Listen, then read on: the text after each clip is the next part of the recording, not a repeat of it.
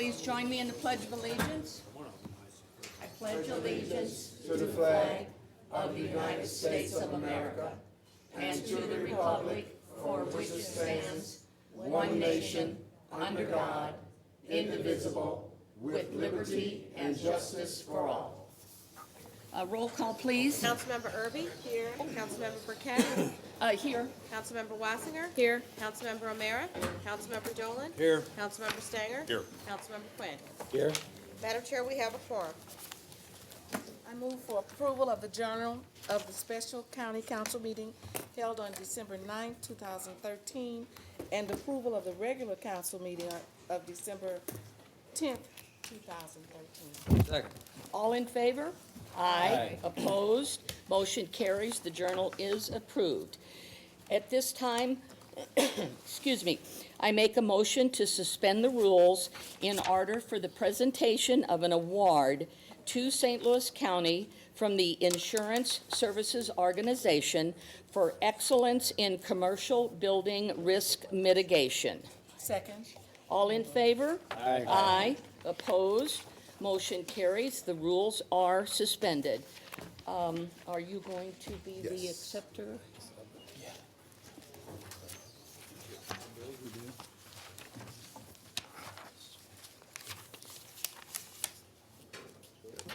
See this one? Yeah, it's still got the wrong number on. I think that's the wrong number still. All right.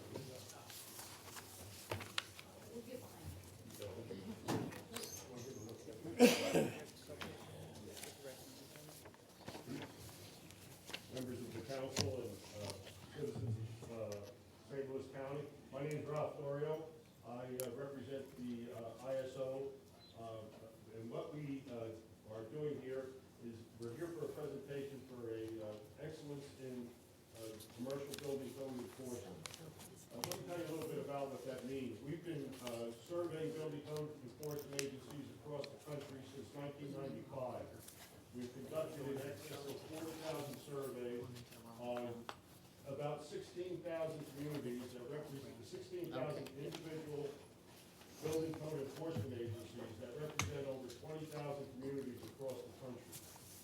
87% of the population of the United States is covered by a B6 classification. What we look at is code adoption process, what codes the community has adopted, what building codes they enforce, and what amendments they've made to those codes. The majority, and then there's a lot of points are involved in the schedule because of training, certification, professional designations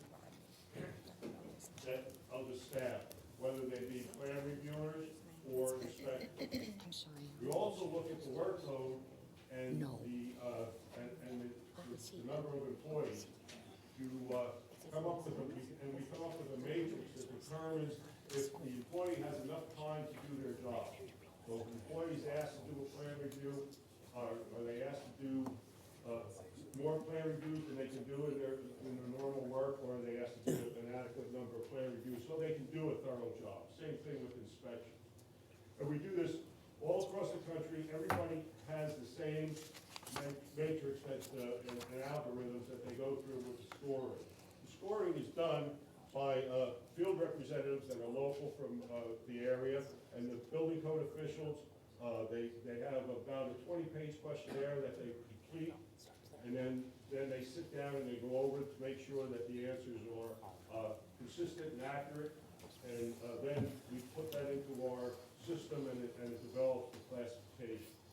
The classifications are from class 1, which is the most favorable, to class 10, which is a little less desirable building code requirement. We have a total of 5, now 6, class 1s in the country. And St. Louis County has earned that privilege after, this is our 4th trip to St. Louis County since 1995. And they've always been hovering right around the 2 and class 2 and class 3 area. And this year they've made some great advances. This cycle, they made some great advances to bring themselves up from a class 2 to a class 1. You have to remember, it's easy to get from a class 8 to a class 7 because there's a lot of room for improvement. But when you're when you've got almost all the points in the schedule, it's real difficult to get those last few points to move up to the Class 1, and that's why we have so few of them around the country.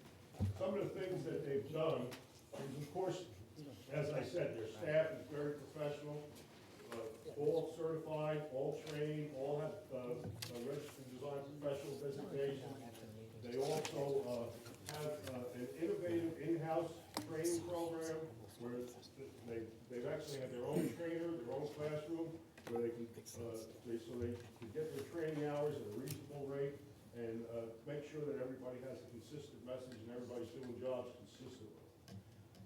They also have something for their citizens that they service throughout the county, and where they try to expedite your plan review process. So if you come in to get a plan review on something like a deck or a remodel on a kitchen or something simple, that they can just do the plan review right there for you at the counter, turn you right around, give you your permit, and let you start your work, and yet we know that you're gonna start work from the proper perspective.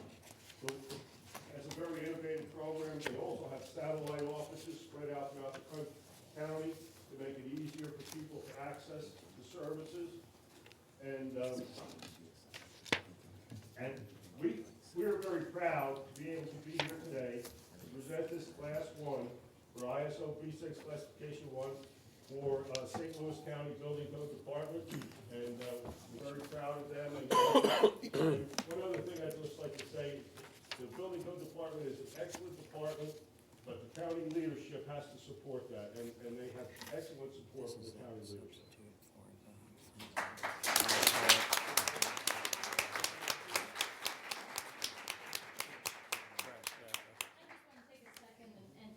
Our division manager for code enforcement, Dave Castle, who's just a wonderful technical expert for us and does a great job.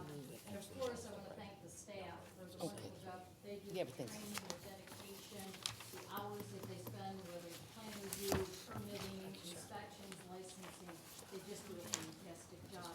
And I really want to thank ISO for coming today and presenting us with this plaque. It means a tremendous amount to us. So this would be a one. Thank you very much.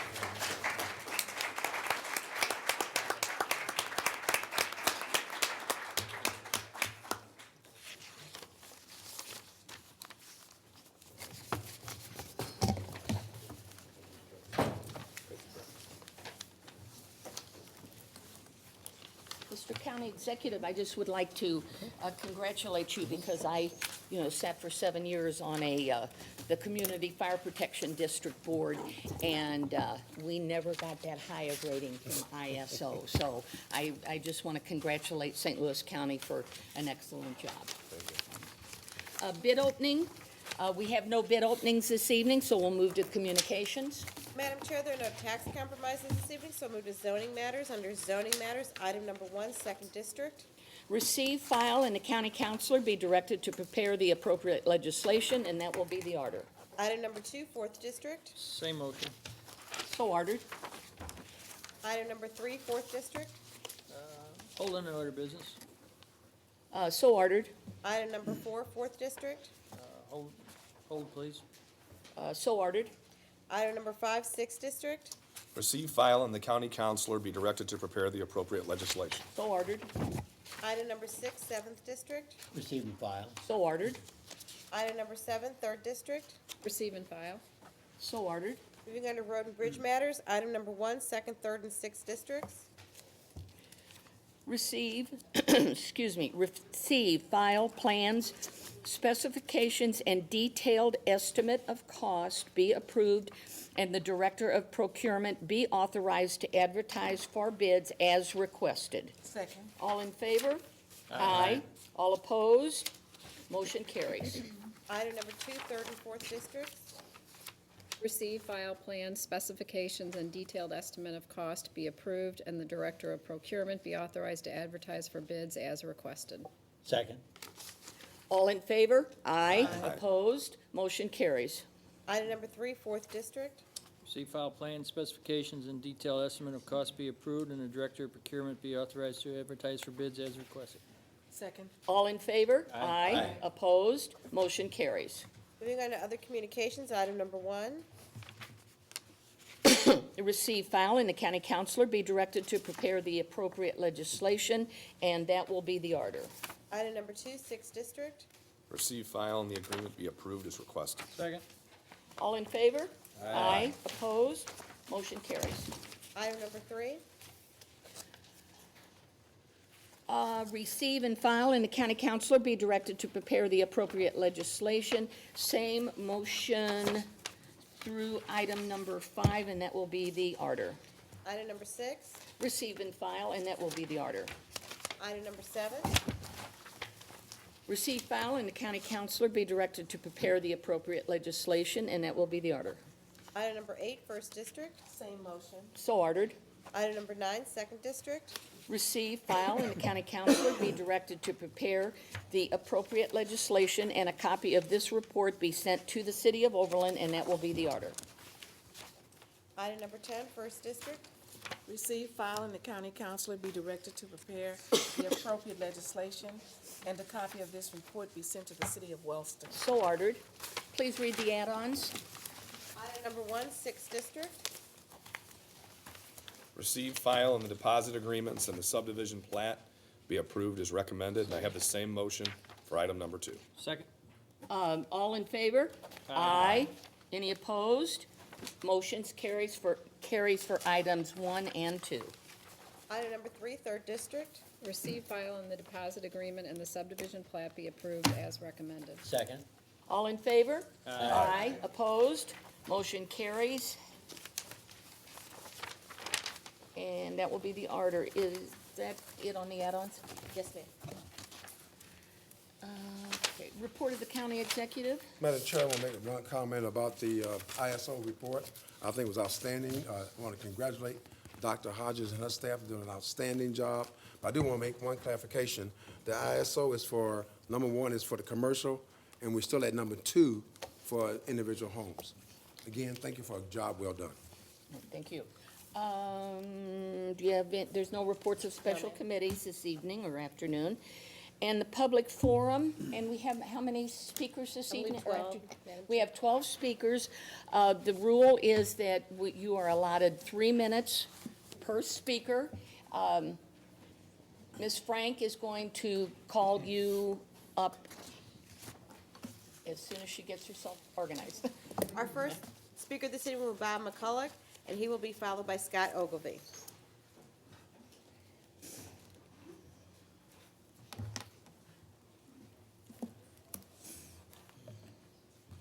Thank you, County Executive, members of the council. There is a bill that has been or is about to be introduced that would supplement or add, I'm not sure what the proper terminology is, but about $300,000 to the budget of the prosecuting attorney. That is beyond what was originally submitted in the budget throughout the budget process starting in August and up through September, October, and into November, December. But the purpose of that, as I laid out in a communication to the council, is that to add the additional services, which would encompass essentially a deferral program, in which we would take a number of cases, primarily drug cases, at least to start with on the drug cases, and keep those cases, or do what we can to keep those cases out of the system in the first place. Do that with the additional personnel. The additional personnel I asked for to cover with that includes 2 prosecutors, an investigator, and a support personnel. The support personnel, of course, be in charge of all of the clerical work to go with that, and I'm trying to stay in my 3 minutes here and get moving with this, but the 2 prosecutors, an experienced prosecutor and a brand new prosecutor, to screen the cases, to screen the people that are coming in, and to continue to supervise them. The requirements in a nutshell are essentially that we will set up the qualifications to participate in the program, the deferral. We have a lot of young men who come through this system who have no arrest. They end up with a drug arrest or some other comparatively minor or lesser offense, a felony offense. And rather than bring them into the system, we'd like to defer them and keep them out of the system. We can then sit on them with the additional personnel to make sure that they're either working, they're doing community service, they're back in school, they're at least pursuing a GED, and then hopefully that keeps them out of the system forever. I'm not naive enough to think they're gonna be 100% successful with that, but we have seen operations like this in other parts of the country that are pretty successful in terms of keeping people, at least kicking them back to the community and trying to keep them away. The requirements on there will be, of course, obviously obey the laws, that you don't participate or congregate with those who kind of got you in that spot in the first place, those sorts of things. But I think with that additional funding, we said that allows me to hire 2 additional prosecutors at the entry level, and the personnel, clerical personnel, and an investigator who will be the primary contact between the community and these guys and supervising them. There's a lot of community service to be done. We've been working over the years, always with various neighborhood associations and the like, and the neighborhood watch groups and neighborhood associations, and we'll continue doing that, working with the county problem property unit in the police department to address a lot of the issues that are there with the vacant homes that tend to attract sort of activity we don't want it attracting. So I would urge you and hope that you will look favorably upon the addition to the budget. Thank you. Almost made it. Oh, I was hoping I was going to get to say, wrap it up, Mr. Prosecuting Attorney. Keep an eye on it. I'm glad you have that clock there, so, but thank you, I appreciate your time. Next speaker is Scott Ogilvy, followed by Eli Carabell.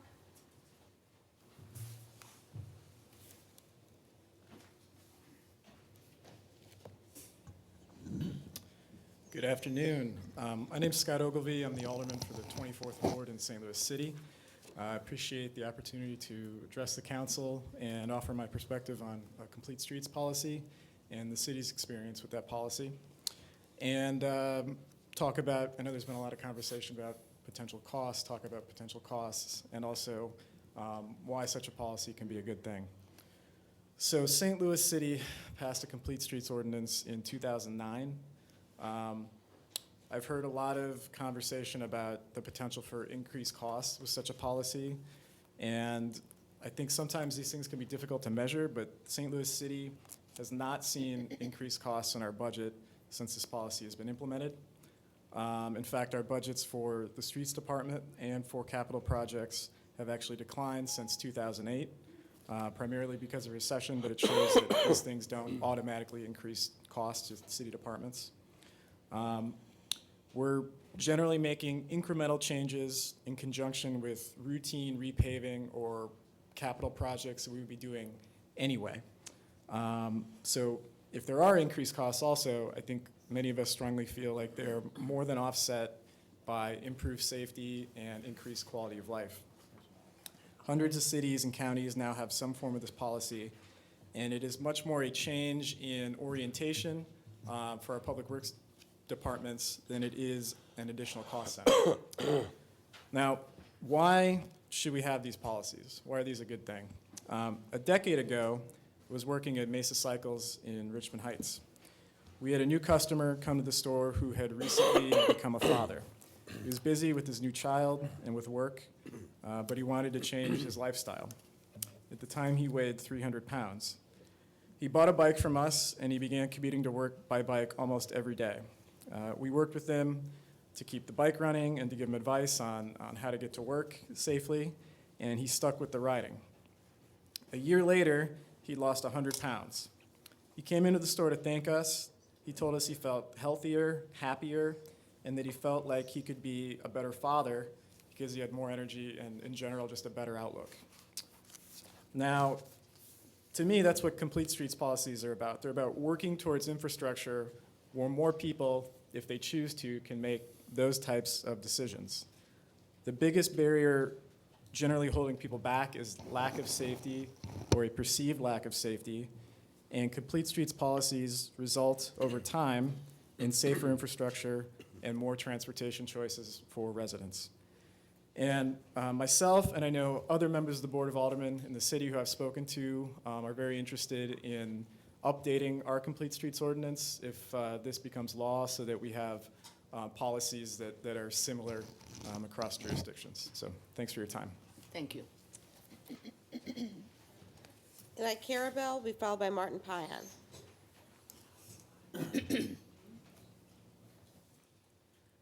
Good evening, everybody. I would like to voice my vehement and intense opposition to this nightmarish bill called Complete Streets. Let me tell you, I'm 17 years old and I'm a bike rider. I've been riding since I was 7 years old. We should not have segregation. Bicyclists are traffic, and we are part of traffic, and we need to be treated as such. And in my opinion, this bill will bankrupt the country, or bankrupt the county, and it is a catastrophe. And let me also say that in my experiences as a bicyclist, every single place that I have ever had trouble have been places where we have bike lanes. Where I have ridden where we do not have bike lanes, I feel 1,050 times safer. And let me tell you that please, for my generation, please for George Washington, please for Thomas Jefferson, and for all the founding fathers who made this country great, do not pass this bill. And let me tell you, I'm a millennial, and my generation does not want these people in TrailNet to muck up our roadways. I want to be able to ride in traffic, and I am traffic. And let me tell everybody at TrailNet to stop mucking up our roadways. And one more thing, actually a couple more things. This bill, you guys need to vote this bill down. I told Councilwoman Irby last time I came that for my generation, please vote this thing down. And let me tell you, all right? This bill will hurt people like me, people who used to be overweight. I used to be 220 pounds. I used to be overweight. When I started riding my bike with the tools taught in the safe cycling class, I lost a lot of weight and I feel better. And I ride everywhere, and whenever I ride places, you know what? I feel safest where our roads are just left the way they are. So you know what? Keep our roads the way they are, and we must not let this bill pass, because you know what? It'll make our roads terrible. And you know what? It'll confuse drivers, and it will not only confuse drivers, it'll make people like me, 17-year-old kids who are riding their bikes, it'll make our lives much more dangerous. This bill leads to incivility. This bill leads to people getting hurt. If you pass this bill, people are going to get injured. And let me tell you, please, and I'm talking from emotion, from my heart, everybody, like a preacher up here, we need to stop this bill from being passed. I am a proud American, and this bill is an infringement upon my civil liberties. And this bill is a problem, and this bill is bad. And to TrailNet, stop messing with people. Stop hurting people. Stop making our roads mucked up. We got to make this country better, and we got to stop this bill. Thank you. Thank you. Our next speaker is Martin Payan, followed by Jennifer Berg.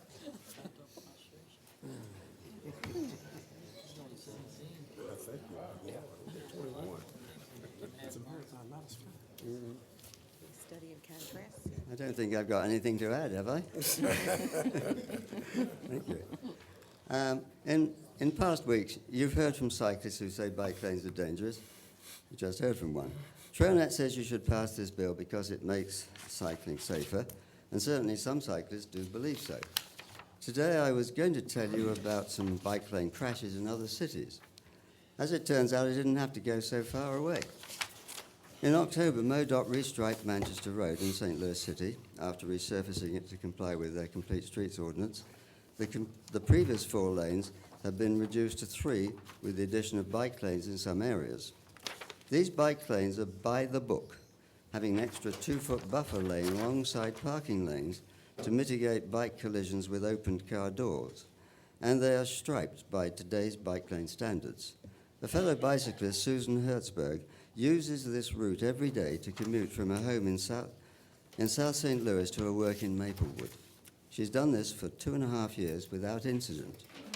Yesterday, that long run of safe riding came to an end.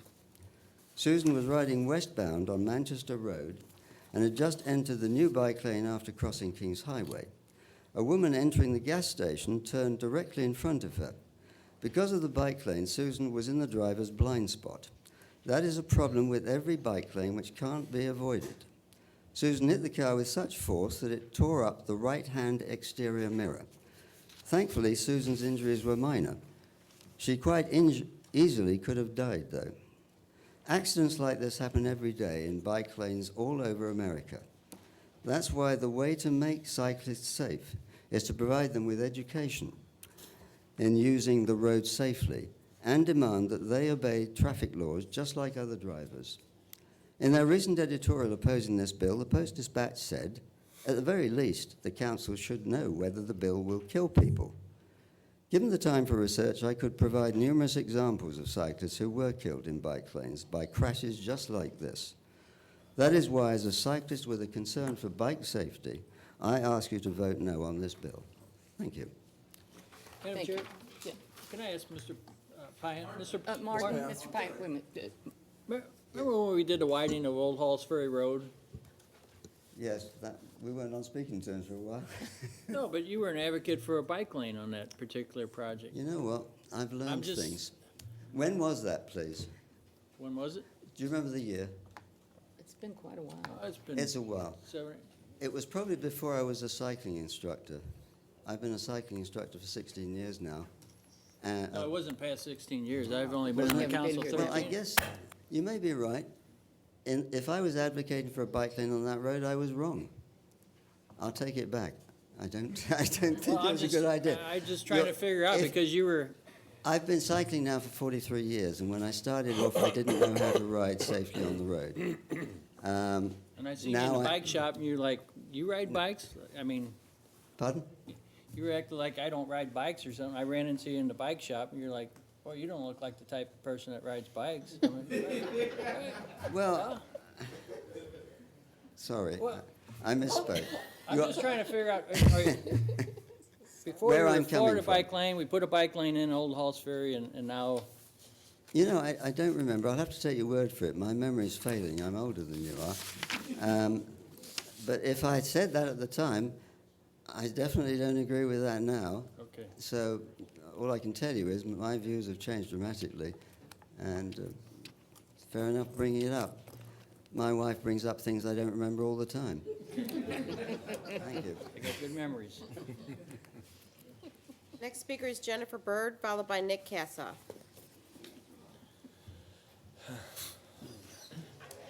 I hear the sighs. Yes, I'm here once again to vehemently oppose the Complete Streets plan. I was very warmed by our 17-year-old future voter who came up and gave a very passionate plea to also not pass the bill. It's interesting. I was very frustrated today for a number of reasons. First of all, the 3 o'clock meeting, nothing like intentionally trying to exclude people from being able to come and speak their piece. It's hard enough to get here at 6 o'clock when people work until 5 or 5:30, let alone coming at 3. I work with 8 high schoolers, all of whom will be registered voters next year, all of whom are disappointed they could not attend with me today because school lets out at 2:35 and they have finals this week. So I'm giving you the recommendation of a don't put this on my generation's back because it's going to cost almost $2 billion, that's with a B, to implement this. I know I mentioned the Post-Dispatch article from November 26th, the last time I was able to speak about this. They're in opposition now, as we know from last Friday's editorial, and I think their final words were to park this bill. It's not going to make any more safety adjustments for bicycle riders. I ride a bike.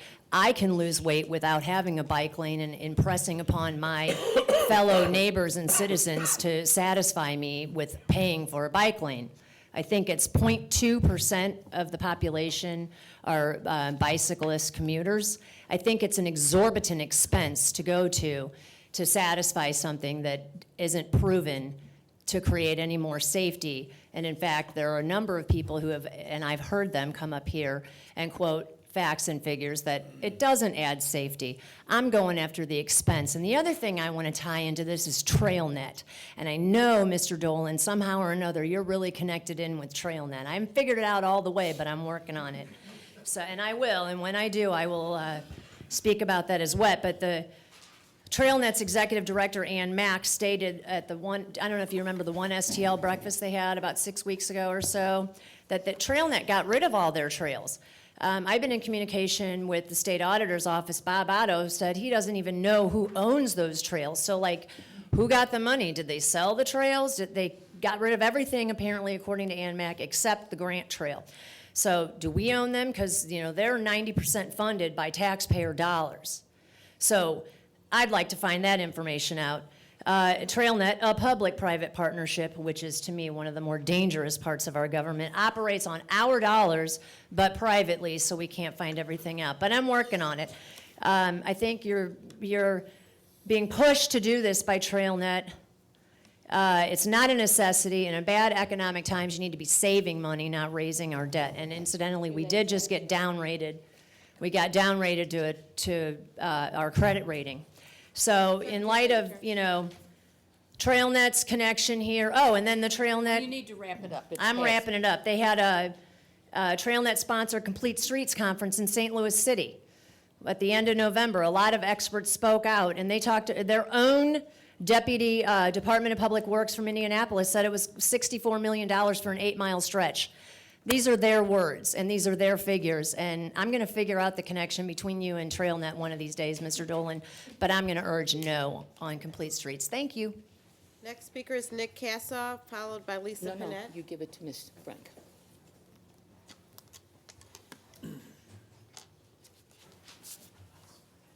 Okay, go ahead.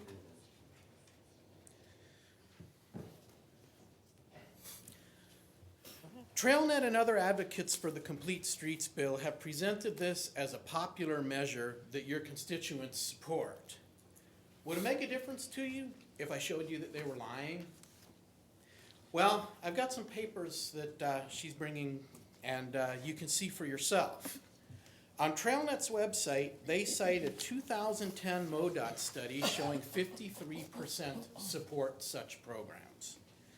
The same claim of 53% support appears on the website of the Missouri Complete Streets Information Center, and I've got links to those on the information sheets you're getting. So it looks like a slim majority supports Complete Streets, but it just so happens that TrailNet is misleading the council in a very serious way. You see, this 2010 survey they did, it wasn't just a one-time thing. MoDOT has asked that same question every year since 2008, and 2010 was the only time that it received majority support.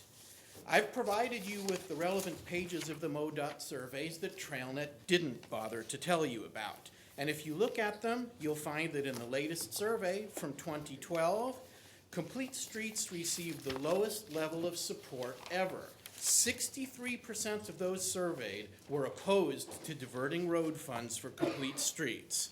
Here in the St. Louis district, 60% were opposed to diverting road funds.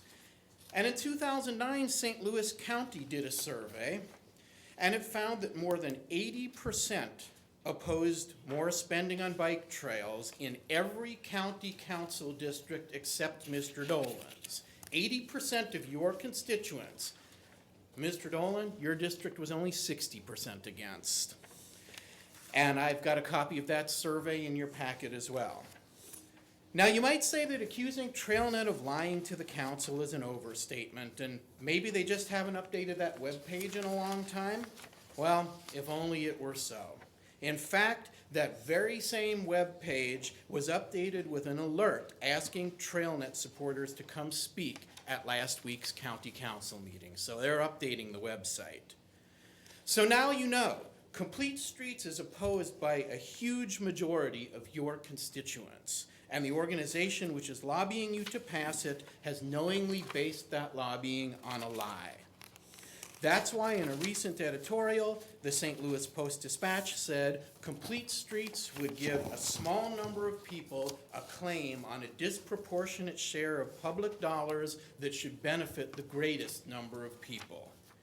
I think you know that that's wrong, so I hope you'll take these facts into consideration, support 80% of your constituents, and vote no on this bill. Thank you. Thank you. Next speaker is Lisa Panett, followed by Jean Hutchins.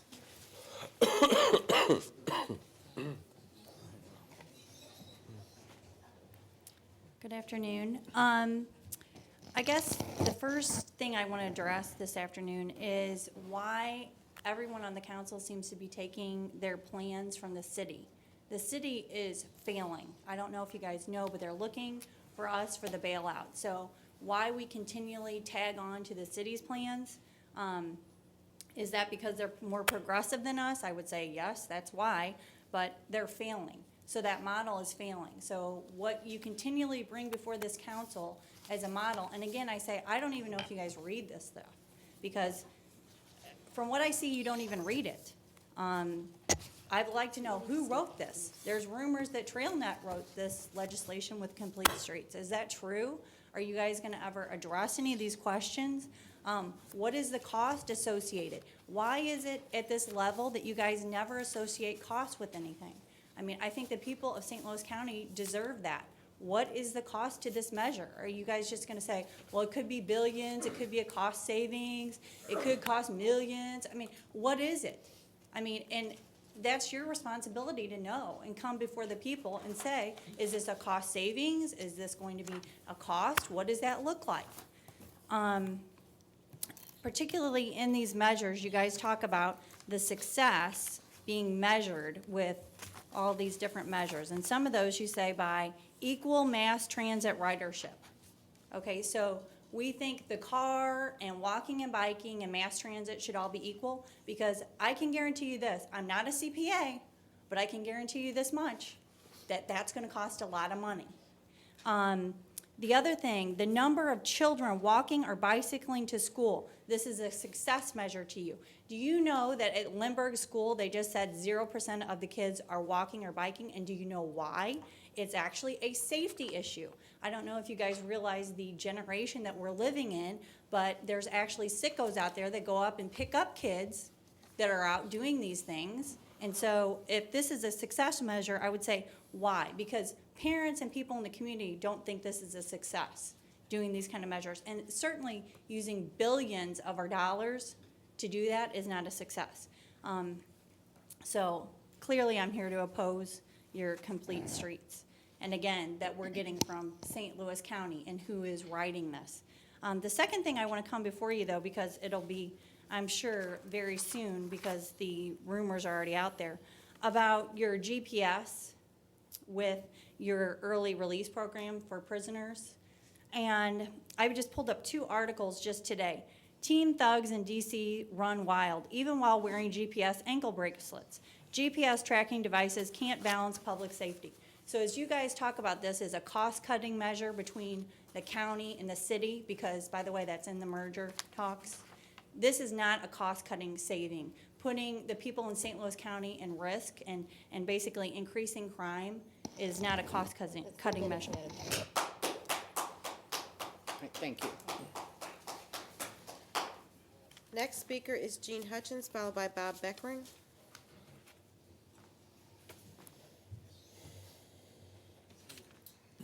My name is Gene Hutchins. I'm a resident of St. Louis County, Mr. Stinger's district. 2 things. One, I'm still adamant about the complete streets. I will add an anecdote to it. Last night at about 5:45 p.m. on Watson Road, on the north side of Watson Road, there was an accident. A bicyclist, interestingly enough, was going eastbound on the north side, which is the westbound traffic. Driver didn't see him until the last moment, slammed on his brakes, was rear-ended. The Webster Groves police responded to it. The police report will be available in 5 to 10 working days. If I was available today, I would bring you a copy. Okay? Again, it supports my claim these bicyclists are not safe people. This knucklehead was not wearing reflective clothing. There was nothing reflective on the bike. There was nothing that could see the bicyclist. And why they're going the wrong way, I don't know. But again, second point I want to take up. The McBride-Barra LLC petition 2413 and 2513 document was passed out last week. I read it through. I like it. I support that development. There's just one issue I'd like to take up with you. This was, the document said a public hearing Monday, August 19, 2013 at page 4, paragraph 5. If the roadways in this petition are to be private roadways, these roadways shall remain private forever. Maintenance of private roadways shall be the responsibility of property owners or trustees forever. Forever is underlined. I would like you to add to that, this term and condition of forever is irrevocable. Don't want them to come back 20 years from now when the property owners are saying, gee, we're tired of paying this maintenance fee. Make it irrevocable so they can't ever come back to you. That's it. Thank you. Next speaker is Bob Beckering, followed by Ann Jessie.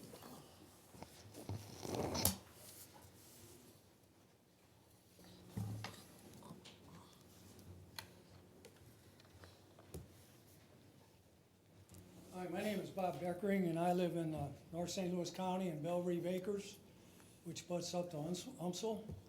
And I'm opposed to the Great Streets program. It seems like everybody's opposed to the Great Streets or the other program on bicycle pass and whatever. But I'm opposed to the Great Streets program on Natural Bridge from a safety standpoint.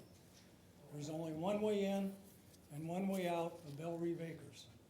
The other municipalities, Belmar, Pasadena Hills, have multiple entries you can get in and out. But if there's an accident on Interstate 70 or 170, the people come down and they get on Natural Bridge. Can you imagine what happens to the traffic on Natural Bridge when there's an accident on 70? One after another. If a fire truck or an ambulance or police needed to get to our subdivision, they'd be out of luck because of the traffic. There's only going to be one lane each way. I should have said that to start with. They're going to take 4 lanes and cut them down to 2 lanes. And they're going to do this on a road that was just repaved a couple years ago. Beautiful road, nothing wrong with it at all. They want to lay over on one of the lanes each way and cut it down to 1 car each way. So I'm opposed to it from a safety standpoint. It's like $13 million for this project. I think MoDOT is putting up $1 million or 11 million to the 14, and I understand that cost is now up to about 18 million or 19 million dollars to do this job. What I'm asking for is that you stop this project because it's supposed to start next summer, and it was not put before the voters. It was just, here's 4 different things. Take your pick which one you like. They didn't have a 5th one there, as I heard a lady express on the radio, none of the above. They just said, which ones do you like? So I am totally opposed to this project. You need to leave get the Great Streets project out of that Natural Bridge area. And if you want to do something, the other people here aren't going to be happy, but maybe do it under the complete streets, making wider sidewalks or whatever for bike paths, but leave 4 lanes on the road. Leave the road alone and do anything you want along the sides. You're making a bad mistake if you do that. There were like, in 2012, there were like 6,000 calls to the Northeast Ambulance and Fire Protection District for fire or emergencies, and roughly half of those were running up and down Natural Bridge. That's 3,000 calls. Can you imagine that if you're down in 1 lane of traffic? So I'm proposing that you kill that program and reallocate those funds to something else more worthwhile than creating a safety hazard for the village of Belle Reve Acres. Thank you. Thank you. Next speaker is Ann Jessie, followed by Stephen Baker.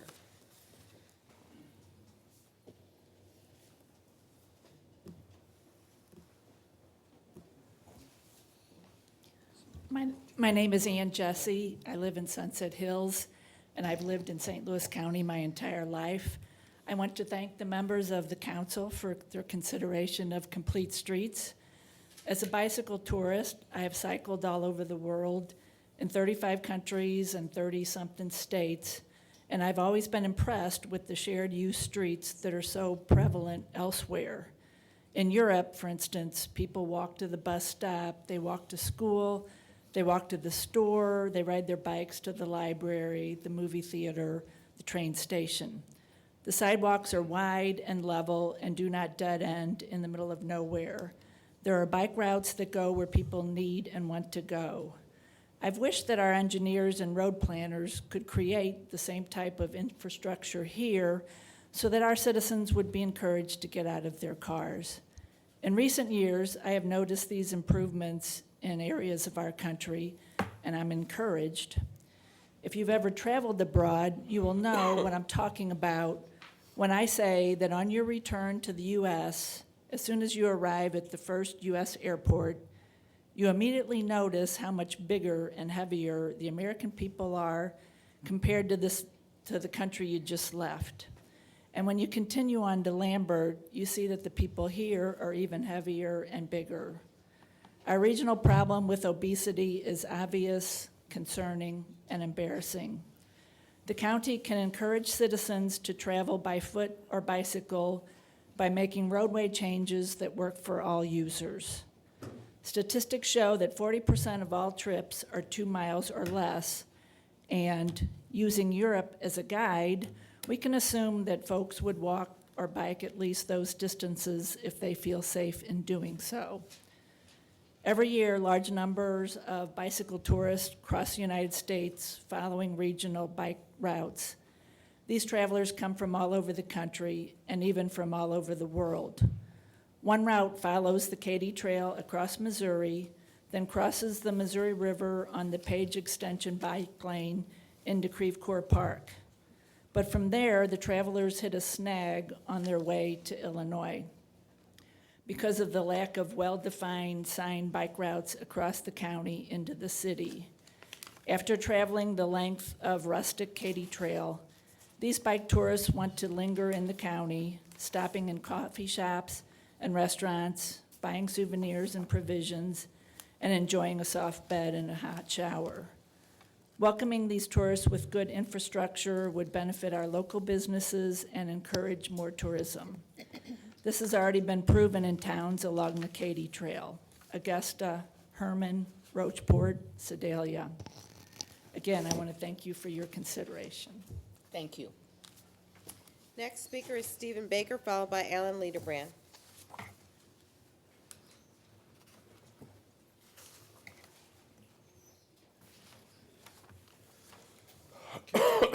On its surface, the complete streets sounds like a wonderful idea, but there's much more to it than safety and comfort for all users. Complete streets creates division among road users, then attempts to mete out resources to accommodate the self-proclaimed entitlements for a minority.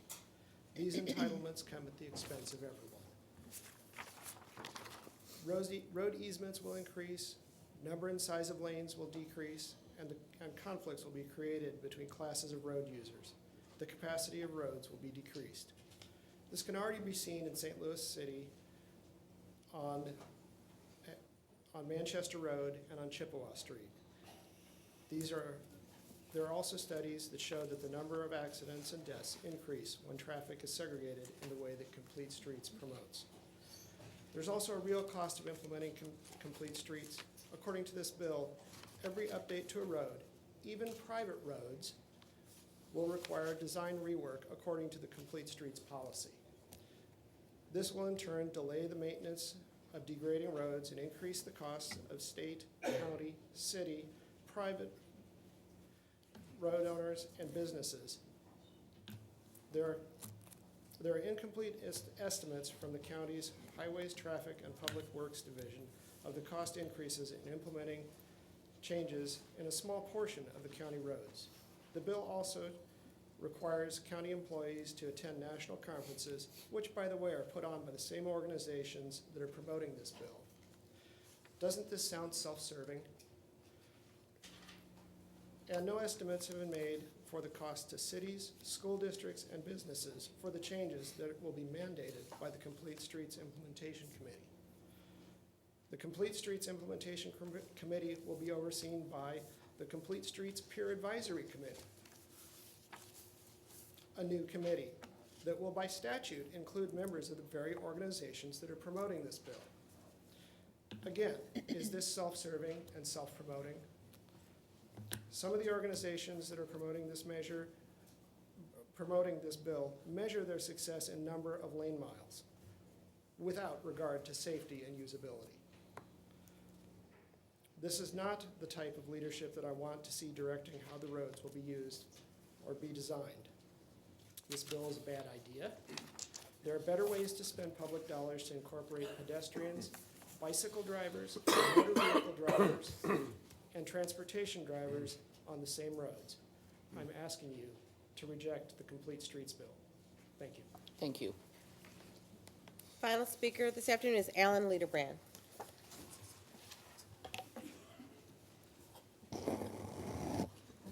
Thank you for allowing me to speak. My name's Alan Liederbrand. I live in Lemay.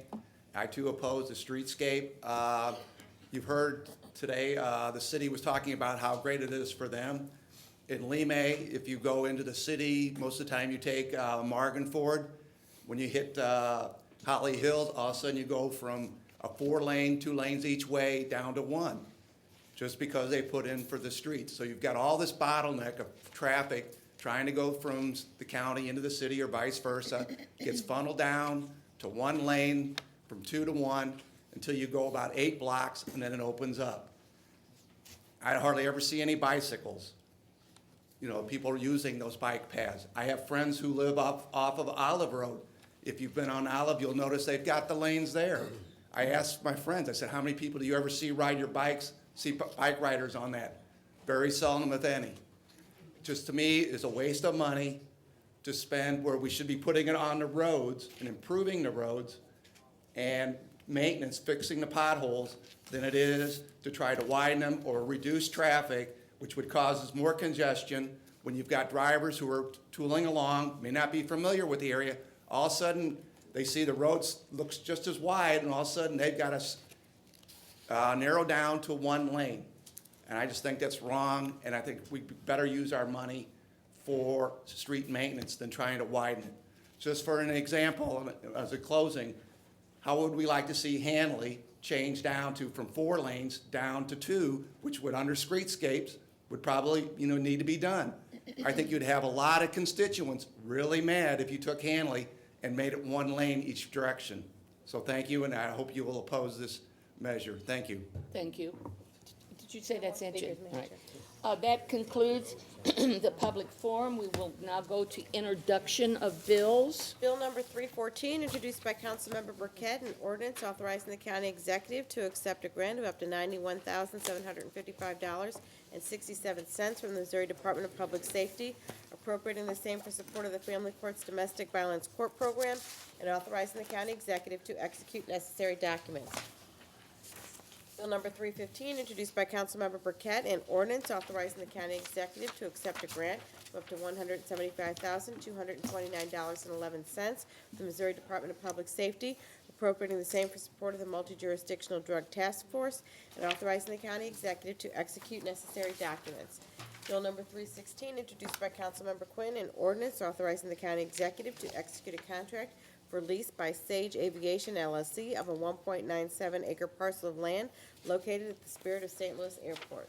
Bill number 317, introduced by Councilmember Quinn, an ordinance authorizing the county executive to execute a contract with Falcon Insurance Agency Midwest Incorporated for lease of office space in the Spirit Edison Center. Bill number 318, introduced by Councilmember Quinn, an ordinance authorizing the county executive to execute a contract with AG Incorporation for a lease of space at Spirit of St. Louis Airport, and authorizing the county executive to grant a non-exclusive access license to AG Incorporation. Bill number 319, introduced by Councilmember Burkett, an ordinance authorizing the county executive to execute a contract and subsequent renewals with Zachary J. Newland, DPM, for the provision of podiatric services for Department of Health patients.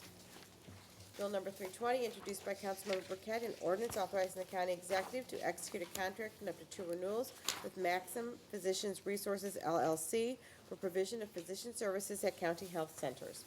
Bill number 321, introduced by Councilmember Erby, an ordinance authorizing the Director of Revenue as trustee to grant a permanent easement and temporary construction license to Metropolitan St. Louis Sewer District on, over, and under a portion of land acquired at the August 2009 tax sale for construction of a sanitary project in connection with the Project Clear program. Bill number 322, introduced by Councilmember Stanger, an ordinance amending the St. Louis County zoning ordinance in the official zoning district maps by changing the boundaries of the MXD Mixed Use Development District, the FPMXD Floodplain Mixed Use Development District, the R5 Residence District, and the FPR-5 Floodplain Residence District as provided herein, PC 24-13, McBride Barra LLC. 23, introduced by Councilmember Stanger, an ordinance authorizing and giving preliminary approval to a planned environment unit development of attractive land located in the R5 Residence District and the FPR-5 Floodplain Residence District, subject to conditions PC 25-13, McBride Vera LLC. Madam Chair, that is all the bills. Thank you. And wait a minute, lost my place. Get going here. Perfection of bills, Bill number 8, introduced by Councilmember O'Meara. Hold, please. so ordered. Bill number 234, introduced by Councilmember Dolan. Please hold. So ordered. Bill number 306, introduced by Councilmember Burkett. At this time, I move to perfect Bill number 306. Second. All in favor? Aye. Aye. Opposed? Motion carries. Bill number 306 is perfected. Bill number 307, introduced by Councilmember Burkett. At this time, I move to perfect Bill number 307. Second. All in favor? Aye. Opposed? Motion carries. Bill number 307 is perfected. Bill number 308, introduced by Councilmember Burkett. At this time, I move to perfect Bill number 308. Second. All in favor? Aye. Any opposed? Motion carries. Bill number 308 is perfected. Bill number 309, introduced by Councilmember Burkett. At this time, I move to perfect Bill number 309. Second. All in favor? Aye. Any opposed? Motion carries. Bill number 309 is perfected. Bill number 310, introduced by Councilmember Burkett. I move to perfect Bill number 310. Second. All in favor? Aye. Opposed? Motion carries. Bill number 310 is perfected. Bill number 311, introduced by Councilmember Burkett. I move to perfect Bill number 311. Second. All in favor? Aye. Any opposed? Motion carries. Bill number 311 is perfected. Bill number 312, introduced by Councilmember Quinn. I'd like to take it up. I move perfection of Bill number 312. Second. All in favor? Aye. Opposed? Motion carries. Bill number 312 is perfected. Bill number 313, introduced by Councilmember Quinn. I'd like to take it up. I move perfection of Bill number 313. Second. All in favor? Aye. Opposed? Excuse me, motion carries. Bill number 313 is perfected. Final passage of bills. Bill number 181, introduced by Councilmember Burkett. Hold, please. Hold, and that will be the order. Substitute Excuse me just a moment. I have a protocol or question of, I want to move forward on, wait a minute, got to get to it. 306? Well, not yours just yet. No, 306. No, 307, isn't it? 306 is the table. That's personnel one? I'm sorry. 306 one spot and I write 307 in another spot, okay. All right, I would, how do I want to move that to the final? Motion to suspend the rules in order to advance 306 to the final passage. All right, I make a motion to suspend the rules to move Bill number 306 to the final passage order of business. Second. All in favor? Aye. Aye. Opposed? Motion carries. Now, do you need to read Bill 306 for final passage? Yes, ma'am. Bill number 306, introduced by Councilmember Burkett. At this time, I move for final passage of Bill number 306. Second. Roll call, please. Councilmember Erby? Aye. Councilmember Burkett? Aye. Councilmember Wassinger? Aye. Councilmember O'Meara? Aye. Councilmember Dolan? Aye. Councilmember Stanger? Aye. Councilmember Quinn. Aye. Madam Chair, on Bill number 306, there are 7 ayes. Bill number 306 is finally passed. Okay, so we're now at what, substitute Bill number 1 for Bill number 238? Correct. Substitute Bill number 1 for Bill number 238, introduced by Councilmembers Dolan, Stanger, and Erby. Please hold. So ordered. Bill number 276, introduced by Councilmember Burkett. Madam Chair, we have a substitute bill. Please read substitute. Substitute Bill number 1 for Bill number 276, introduced by Councilmember O'Meara. An ordinance approving and adopting the budget for the general fund for fiscal year 2014, appropriating and setting apart out of the unappropriated balance of the general fund the sum of $259,821,753 to be placed to the credit of the respective departments, offices, boards, commissions, agencies, and funds of the St. Louis County government as provided in the budget for fiscal year 2014 as amended. At this time, I move for adoption of substitute Bill number 1 for Bill number 276. Second. All in favor? Aye. Opposed? Motion carries. Substitute Bill number 1 for Bill number 276 has been adopted. To vote on it for final passage, do I have to suspend the rules or just? Yes. At this time, I move to suspend the rules to advance substitute Bill number 1 for Bill number 276 for final passage. Is there a second? Second. All in favor? Aye. Opposed? Motion carries. Substitute Bill number 1 for Bill number 276 has been adopted for final passage. Please read for final passage. Substitute Bill number 1 for Bill number 276, introduced by Councilmember O'Meara. At this time, I'd like to take it up and move for substitute Bill number 1 for Bill number 276 for final passage. Second. Roll call, please. Councilmember Erby? Aye. Councilmember Burkett? I am going to vote aye, and I would like to thank the prosecuting attorney for coming this afternoon to plead his case.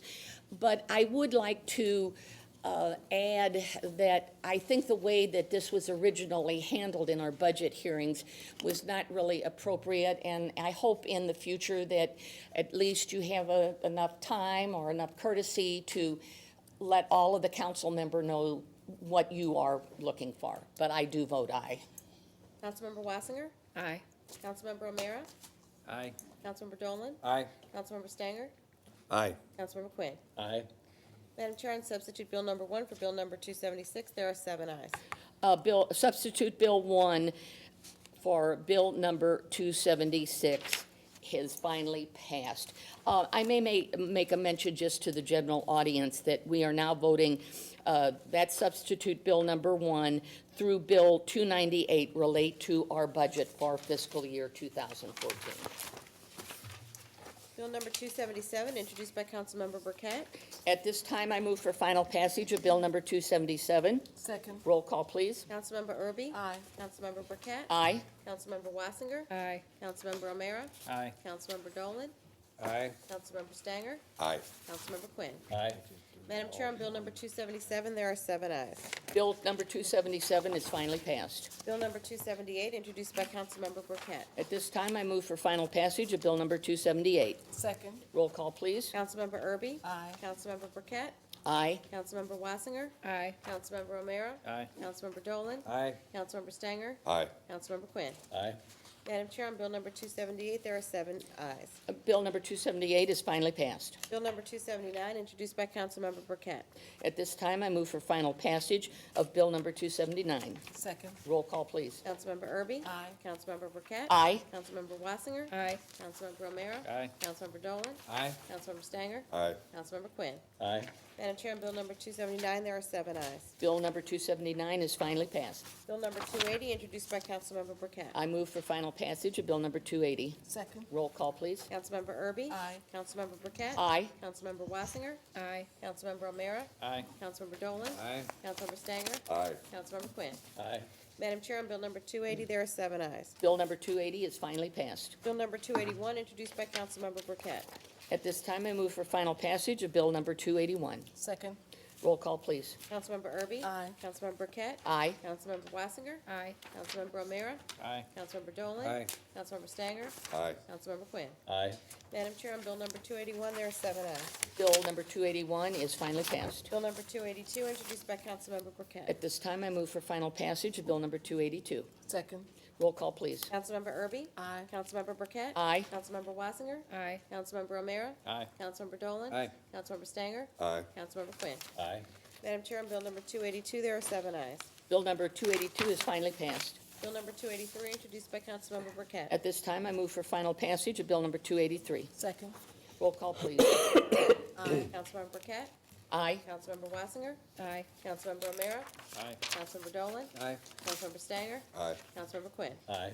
Madam Chair, on Bill number 283, there are 7 ayes. Bill number 283 is finally passed. Bill number 284, introduced by Councilmember Burkett. At this time, I move for final passage of Bill number 284. Second. Roll call, please. Councilmember Erby? Aye. Councilmember Burkett? Aye. Councilmember Wassinger? Aye. Councilmember O'Meara? Aye. Councilmember Dolan? Aye. Councilmember Stanger? Aye. Councilmember Quinn.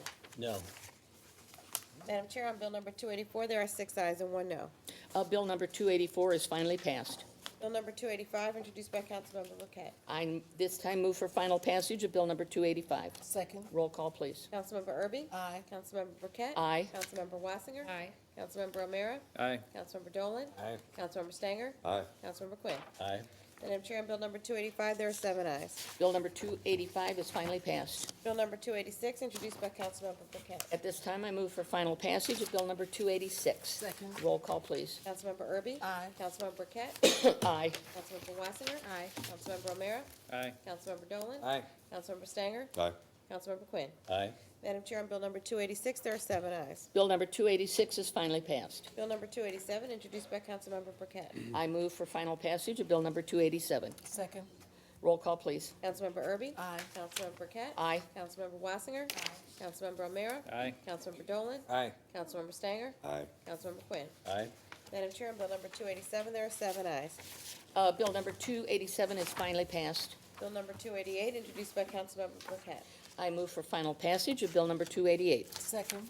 Roll call, please. Councilmember Erby? Aye. Councilmember Burkett? Aye. Councilmember Wassinger? Aye. Councilmember O'Meara? Aye. Councilmember Dolan? Aye. Councilmember Stanger? Aye. Councilmember Quinn. Aye.